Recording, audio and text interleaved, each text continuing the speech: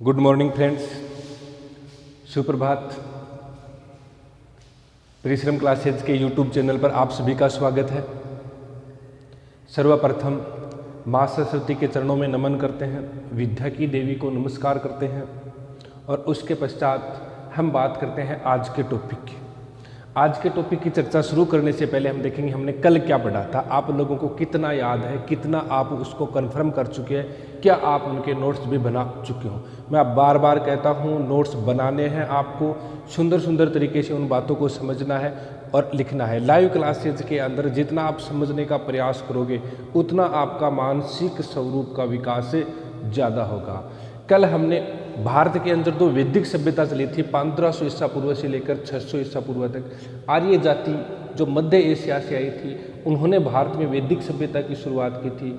उस वैदिक सभ्यता जो संपूर्ण भारत में चल रही थी, उस दौरान राजस्थान में कौन सी घटनाएं घट रही थी, हमने कल बस यही बातें देखी। और इसमें यह देखा दो भागों में वैदिक सभ्यताएं थी, एक ऋग्वेद काल 1500 ईस्वी से लेकर 1000 ईस्वी और दूसरा उत्तर वैदिक काल 1000 ईस्वी से लेकर 600 ईसा पूर्व। उत्तर वैदिक काल में हमने महाभारत के कुछ बातें की थी और ऋग्वेद काल के अंदर हमने रामायण, राम तथा सीता तथा रावण से संबंधित हमने कुछ बातें की थी। इम्पोर्टेंट विषय था। इसके अलावा हमने 4 वेदों की बातें की थी।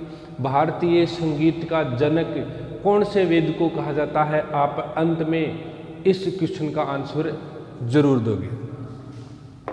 अब देखो, आज हम देखते हैं कि वैदिक सभ्यता जब जा चुकी थी तो वैदिक सभ्यता के जाने के पश्चात भारत 3 वंशों से गुजरा था। भारत के अंदर एक तो मौर्य वंश ने शासन किया था। मौर्य वंश के शासन करने के बाद जो बड़े वंशों की बात करता हूँ, गुप्त वंश ने शासन किया था और गुप्त वंश के शासन करने के पश्चात और एक तीसरा वंश था जिसका नाम था वर्धन वंश। वर्धन वंश या हर्षवर्धन वंश, इन 3 वंशों ने शासन किया था।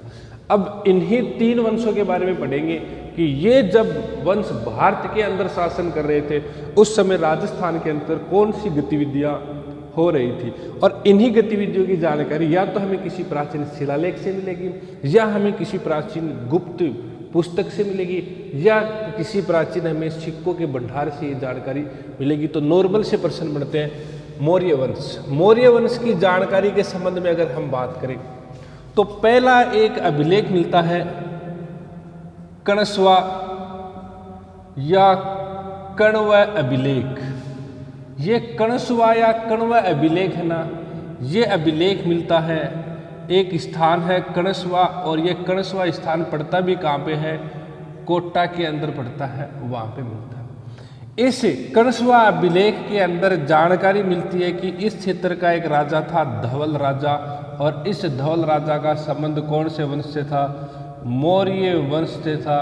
और ये अभिलेख अपना 738 ईस्वी पुराना है और ये अभिलेख मिलता है एक शिवालय के अंदर जिसको कणस्वा शिवालय के नाम से भी जाना जाता है। एक तो बात ये होगी कि मौर्य काल की जानकारी, कोटा के कणस्वा या कण्व अभिलेख राजा धवल के बारे में जानकारी मिलती है, बहुत इंपॉर्टेंट है। दूसरी बात करेंगे हम मानमौर्य अभिलेख। मानमौर्य अभिलेख, और ये मानमौर्य अभिलेख है, ये अभिलेख हमें मिला है चित्तौड़गढ़ के अंदर, और चित्तौड़गढ़ के अंदर 8वीं सदी का है। कौन सी सदी का है ये, 8वीं सदी का है, ये भी इंपॉर्टेंट है।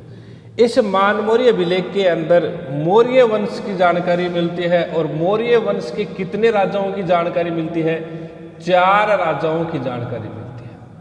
4 राजाओं के अंदर भीष्म है, एक अपना भोज है, एक सवाई है और एक अपना मान है। और इसी मान ने मानमौर्य के नाम से यह अभिलेख बनवाया था। मानमौर्य अभिलेख चित्तौड़गढ़ 8वीं शताब्दी, मौर्य वंश के 4 राजाओं की जानकारी मिलती है, भीष्म, भोज, सवाई और मान, और इसी मान ने यह मानमौर्य अभिलेख बनवाया था।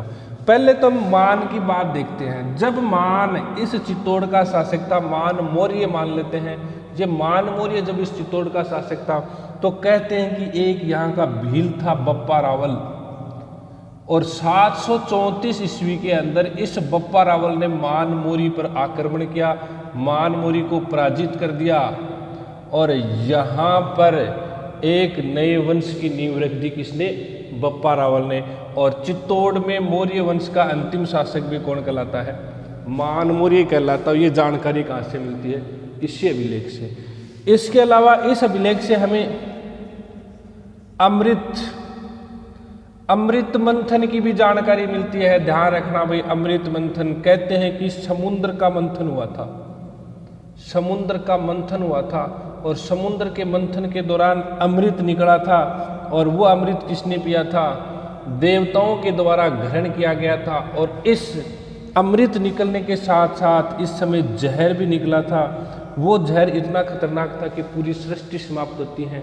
तो कहते हैं कि अपने शिवजी महाराज ने उस अमृत को, अपने इस जहर को अपने कंठों के अंदर धारण कर लिया। नीले हो गए उनके कंठ, कई घंटों तक बेहोश भी रहे। बताते हैं एक बहुत लंबी कहानी है, कभी ऑफलाइन क्लास के अंदर चर्चा करेंगे। समुद्र मंथन की बहुत ही शानदार कहानी है। कहते हैं कि यहाँ से अमृत मिला, उस अमृत को देवताओं को पीना था लेकिन गलती से वो राक्षसों को भी मिल गया। फिर राक्षसों के पीछे किस प्रकार अपने शिव जी दौड़े, किस प्रकार ब्रह्मा जी दौड़े और किस प्रकार एक सुंदर सुशील नारी का रूप धारण किया, ये बाद में की बात है, बाद में देखेंगे। अपने को तो सिर्फ ये देखना है अमृत मंथन का उल्लेख कौन से अभिलेख में मिलता है? मान मौर्य अभिलेख के अंदर इसका वर्णन मिलता है। इसके अलावा बात करें जो चित्तौड़ दुर्ग है ना, चित्तौड़ दुर्ग, इस चित्तौड़ दुर्ग का निर्माण भी किसने करवाया था? चित्रांगद मौर्य ने करवाया था। चित्रांगद बोल सकते हैं या क्या बोल सकते हैं उसको? चित्रांग मौर्य भी बोल सकते हैं। दोबारा देखो भाई, मान मौर्य अभिलेख चित्तौड़गढ़ से। पहली बात तो चित्तौड़गढ़ से मौर्यों का क्या संबंध था? चित्तौड़ दुर्ग का निर्माण चित्रांगद मौर्य या चित्रांग मौर्य ने करवाया था। दूसरी, इस अभिलेख से जानकारी मिलती है कि मौर्य वंश के 4 राजाओं की भीष्म, भोज, स्वायु और मान मौर्य। मान मौर्य इस अभिलेख के अनुसार अंतिम था और इस मान मौर्य की हत्या या मान मौर्य को बप्पा रावल ने पराजित करके यहाँ पर एक नए गोहिल वंश की नींव रख दी। कब? 734 ईस्वी के अंदर। इसी अभिलेख से हमें अमृत मंथन की जानकारी मिलती है। और सबसे इंपॉर्टेंट बात करें तो घोड़े वाला बाबा कर्नल टोड नाम सुना होगा आपने। कर्नल टोड इसको इंग्लैंड लेके जा रहा था। रास्ते में जो जहाज था उसके अंदर इसका वेट या वजन ज्यादा होने के कारण कर्नल टोड ने इसको कहाँ पे फेंक दिया? समुद्र में फेंक दिया। कहाँ पर फेंक दिया? समुद्र में फेंक दिया। इसके अलावा हम और भी बात करें तो जो नोह ना, नोह सभ्यता, नोह सभ्यता कहाँ पे है? भरतपुर के अंदर है। कौन सी नदी के किनारे है? रूपारेल नदी के किनारे है। कौन से मार्ग पर है? आगरा मार्ग पर है। इस नोह सभ्यता से मौर्य काल के क्या मिले हैं? सिक्के मिले हैं। और इसके अलावा बात करें बेराट सभ्यता, और ये बेराट पहाड़ी या बेराट सभ्यता कहाँ पे है? जयपुर में है। यहाँ पर क्या मिले हैं? अशोक मौर्य के अभिलेख मिले हैं जो हम पहले पढ़ चुके हैं। तो ये बात हो गई अपनी किसकी? मौर्य वंश की। राजस्थान से मौर्यों का किस प्रकार क्या संबंध रहा था। एक बात और बता दूं भाई, चित्तौड़गढ़ दुर्ग का निर्माण है। इसके अलावा महान दीवार वाला दुर्ग अपना, राजस्थान की महान दीवार का दुर्ग जो 36 किलोमीटर लंबी है, एस्ट्रुकन से तुलना की है कर्नल टोड ने। अबुल फजल ने कहा है कि इसको नीचे से ऊपर देखने पर सिर की टोपी नीचे गिर जाती है, सिर की पगड़ी नीचे गिर जाती है। वो कौन सा अपना? वो दुर्ग है कुंभलगढ़। हालांकि कुंभलगढ़ का निर्माण राणा कुंभा ने अपनी पत्नी कुंभल देवी के नाम पर करवाया था, लेकिन कुंभलगढ़ का जो प्राचीन निर्माण है वो प्राचीन निर्माण एक मौर्य शासक था। बहुत बार पूछा भी जा चुका है। मौर्य शासक था जिसका नाम था संपर्ति, उसने निर्माण करवाया था। तो चित्तौड़ ध्यान रख लेना, चित्तौड़ के अलावा कुंभलगढ़ ध्यान रख लेना, कुंभलगढ़ के अलावा नोह सभ्यता ध्यान रख लेना, बेराट अजमेर ध्यान रख लेना। ये तो बहुत इंपॉर्टेंट हम पढ़ चुके हैं। इसके अलावा कणसवा कण्व अभिलेख ध्यान रखना। इन चारों से हमें क्या जानकारी मिलती है? राजस्थान में मौर्य कहाँ कहाँ पर हुए थे, ये जानकारी हमें मिलती है। 2 नंबर पर बात करेंगे गुप्त वंश। हालांकि गुप्त वंश का भी राजस्थान के अंदर प्रभाव रहा था। 3-4 प्रश्न हमें गुप्त वंश से भी मिलते हैं। कौन कौन सी इंपॉर्टेंट चीज थी गुप्त वंश से, वो हम देखते हैं। गुप्त वंश की अगर हम चर्चा करें तो पहले तो एक सभ्यता पढ़ी हमने रंग महल, और साथ में टोंक वाली रेड भी देख लेते हैं।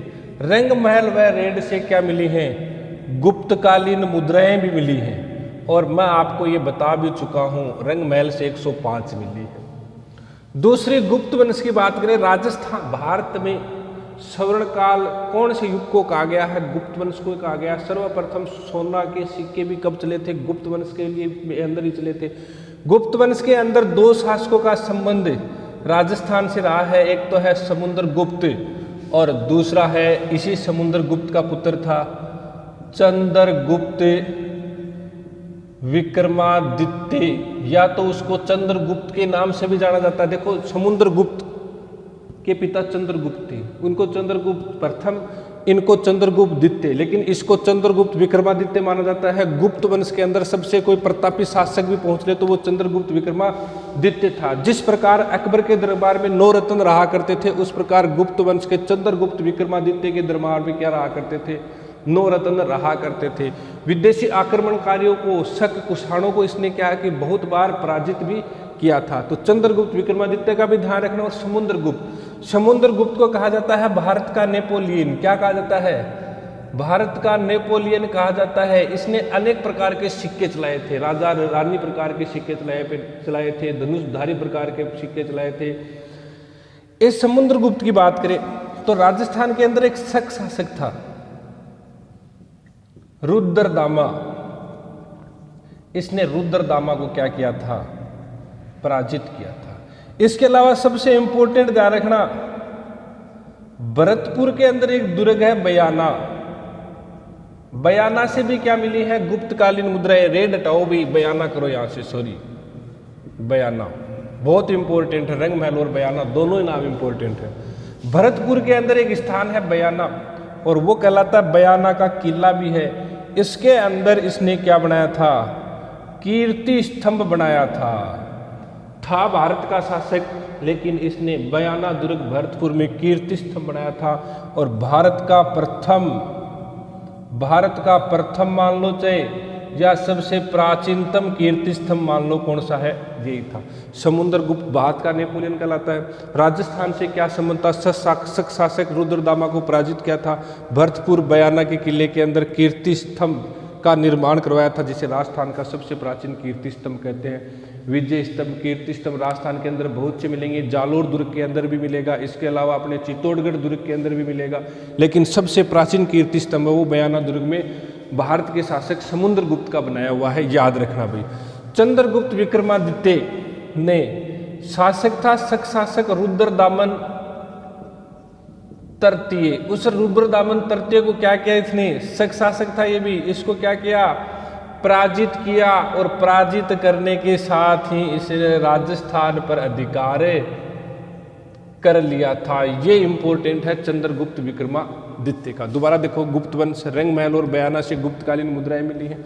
समुद्रगुप्त भारत का नेपोलियन कहलाता था। शक शासक रुद्रदामा को पराजित किया। भरतपुर बयाना किले के अंदर कीर्ति स्तंभ का निर्माण करवाया। राजस्थान का सबसे प्राचीनतम कीर्ति स्तंभ यही कहलाता। चंद्रगुप्त विक्रमादित्य जो गुप्त वंश का सबसे भावी प्रतिभाशाली प्रतापी शासक था, जिसके दरबार में 9 रत्न रहा करते थे, उसने शक शासक रुद्रदामन तृतीय को पराजित करके राजस्थान पे क्या कर लिया था, अधिकार कर लिया था।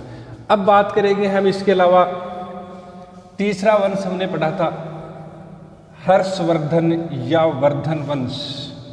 वर्धन वंश, जब गुप्त वंश समाप्त हो चुका था, पूरे भारत के अंदर कोई भी ऐसी ताकत नहीं थी जो संपूर्ण भारत को अपने अधिकार में रख सके, तो उस समय एक वंश आया था भारत के अंदर, हालांकि थोड़े समय के लिए चला, वर्धन वंश। और हर्षवर्धन वंश के अंदर प्रमुख शासक हुआ था हर्षवर्धन। देखो इसकी भी लंबी कहानी है। इसकी बहन राज्यश्री थी जो नीलगिरी की पहाड़ियों में चली गई थी, किसी बौद्ध भिक्षु की मदद से उसको बचाया था। इसके भाई राज्यवर्धन था जिसको गौड़ शासक संसार ने इसकी हत्या कर दी थी। बहुत सी लंबी कहानी है वर्धन वंश की, लेकिन हम यहाँ पे राजस्थान से रिलेटेड पढ़ेंगे। हर्षवर्धन के काल में राजस्थान के अंदर एक चीनी यात्री आया था जिसका नाम था हवेन जिसका नाम था ह्वेनसांग। और ये ह्वेनसांग कहाँ पे आया था? राजस्थान में भी आया था। और राजस्थान में कहाँ पर आया था? जालोर में आया था। जालोर के अंदर एक स्थान है भीनमाल, और इस भीनमाल का प्राचीन नाम क्या था? श्रीमाल। और ये भील आपने कवि माघ की क्या थी? ये जन्मस्थली थी। इसी जन्मस्थली को देखने के लिए कहाँ पे आया था? ये राजस्थान। इसके अलावा कवि माघ ने बेराट जयपुर का भी भ्रमण किया था, ह्वेनसांग ने, क्योंकि ह्वेनसांग भारत के अंदर बौद्ध धर्म की शिक्षा प्राप्त करने आया था। और राजस्थान में बौद्ध धर्म से संबंधित स्थल कौन सा था? अपना बेराट है, जयपुरी था। तो ये हो गया अपना हर्षवर्धन। 3 कालों के अंदर हमने राजस्थान का भारत से संबंध देखा है, बहुत ही इम्पोर्टेंट है। समुद्रगुप्त का प्रश्न तो बहुत बार पूछा जा भी चुका है। अब देखो, हम नॉर्मल सी बात करते हैं। राजस्थान शब्द के बारे में थोड़ी सी बात समझना। ये संपूर्ण भारत है और ये क्षेत्र है इसका राजस्थान, जहाँ पर क्या रहा करते थे? राजपूत रहा करते थे। 19 रियासत हुआ करती थी। 19 रियासत में से एक रियासत टोंक क्या थी? मुस्लिम थी। इसके अलावा 2 रियासत भरतपुर और धौलपुर, ये क्या हुआ करती थी? जाट रियासत हुआ करती थी। बाकी जो 16 रियासत बच गई वो किस प्रकार की थी? राजपूत रियासत थी। और राजपूत रियासत होने के कारण इस क्षेत्र को कई लोगों ने राजपुताना बोला है। देखेंगे किसने बोला है। कभी इसको रायथान बोला है। राजाओं का शासन होने के कारण इसको रजवाड़ा भी बोला है। मरुस्थल प्रदेश होने के कारण इसको मरु कानांतर का भी नाम दिया गया है। तो यही 4-5 बात है, वो अब यहाँ पे हमें करेंगे कि किस किस ने इसके बारे में क्या कहा है। हालांकि आप कई जगह पढ़ भी चुके होंगे, लेकिन नॉर्मल सी बात को देखना हमें ज़रूरी है, क्योंकि हम राजस्थान के इतिहास को जीरो से पढ़ने का प्रयास कर रहे हैं और जीरो से इसको पढ़ेंगे। अंत तक हम इसको जितने भी इम्पोर्टेंट जानकारी है एक क्रमानुसार हम पढ़ेंगे। तो सबसे पहले इसको नाम दिया था राजपुताना। राजपुताना नाम की जो जानकारी मिलती है, राजपुताना इसको मौखिक रूप से, मतलब लिखा नहीं कहीं से, मौखिक रूप से दिया था जॉर्ज थॉमस ने। और ये जॉर्ज थॉमस ने ये नाम दिया था 1800 ईस्वी में। सर्वप्रथम इस क्षेत्र को राजपुताना जॉर्ज थॉमस ने कब कहा था? 1800 ईस्वी में, मौखिक रूप से। दूसरे देखें हम लिखित रूप में एक व्यक्ति है जिसका नाम है विलियम फ्रैंकलिन। और विलियम फ्रैंकलिन ने 1805 में एक पुस्तक लिखी थी, मिलिट्री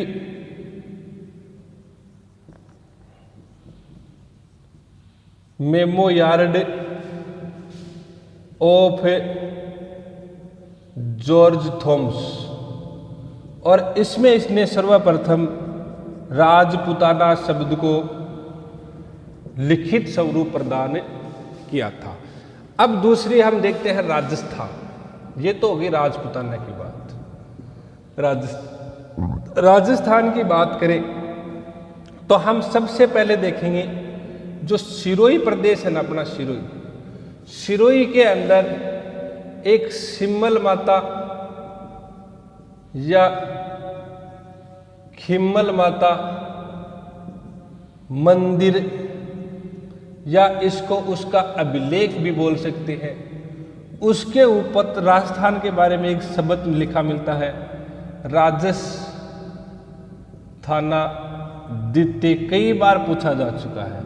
राजस्थान शब्द के लिए राजस्थानादित्य शब्द या सर्वप्रथम लगभग राजस्थान शब्द कहाँ से मिलता है? सिरोही के अंदर सिम्मल माता या खिम्मल माता के मंदिर या अभिलेख से शब्द की जानकारी मिलती है। अब देखें, राजस्थान के प्रथम राजस्थान के प्रथम ऐतिहासिक इतिहासकार, ये शब्द ध्यान रखना भाई, इतिहासकार जिनका नाम है मुहणोत नेणसी। मुहणोत नेणसी, थोड़ी सी बात बताऊंगा, बाद में पूरी बात करेंगे। मुहणोत नेणसी, जिसको राजस्थान का क्या कहा जाता है, अब्बुल फजल कहा जाता है, इसने सर्वप्रथम नैनशिरी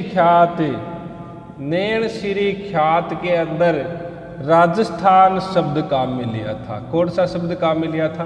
राजस्थान। राजस्थान का कौन सा इतिहासकार है, इसलिए इसने राजस्थान का थोड़ा सा क्रमबद्ध अध्ययन भी किया था, इसलिए इसको किसकी उपमा दी गई थी? राजस्थान के ऐतिहासिक इतिहासकार मुहणोत नेणसी जोधपुर के रहने वाले थे। जसवंत सिंह के काल में यहाँ पर एक खजांची के रूप में कार्य करते हैं।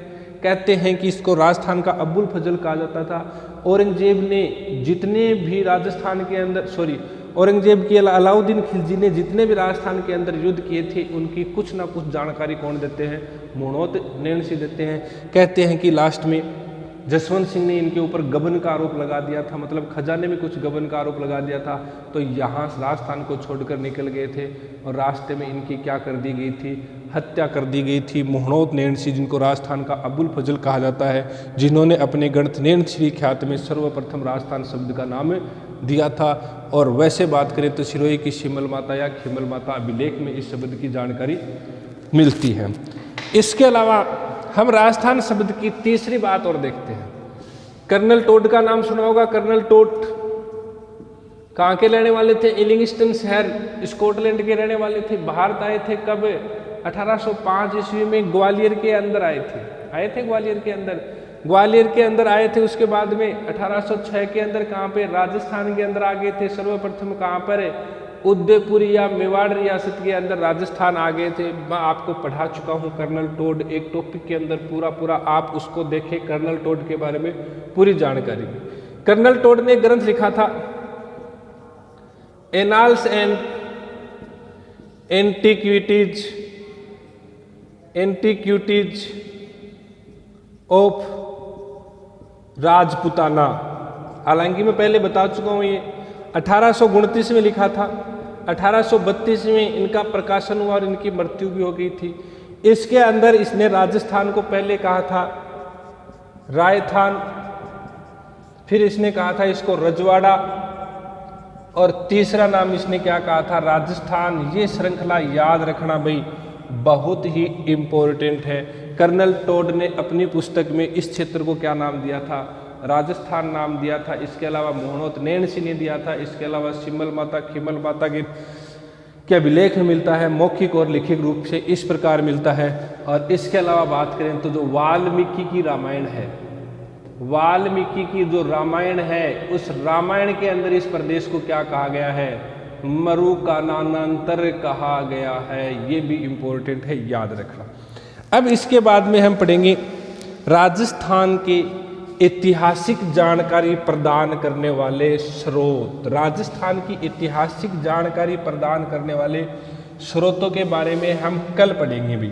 इम्पोर्टेंट बात है, इसके अंदर राजस्थान के जितने भी 20-25 शिलालेख हैं, उन सब की जानकारी, जितने भी प्रकार के सिक्के राजस्थान से मिलते हैं उन सब की जानकारी, जितनी भी प्रशस्ति राजस्थान से मिलती हैं उन सब की जानकारी।